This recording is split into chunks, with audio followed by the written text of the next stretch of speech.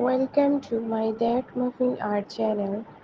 As the pencil gently touches the paper, a simple shape begins to emerge.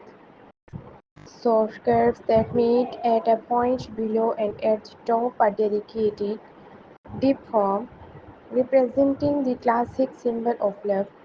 Each stroke adds to the outline of the heart, a shape so familiar yet so full of meaning. As the heart takes form, it carries with it the warmth of compassion and the strength of connection. It's a symbol that transcends language, speaking directly to the soul.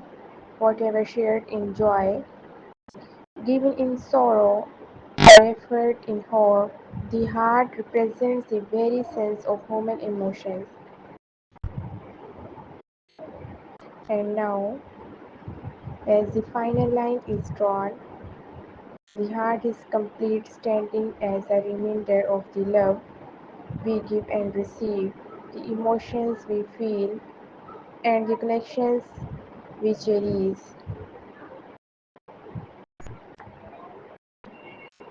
As the heart takes form, it carries with the warmth of compassion and the strength of connection, its symbol that transcends language, speaking directly to the soul.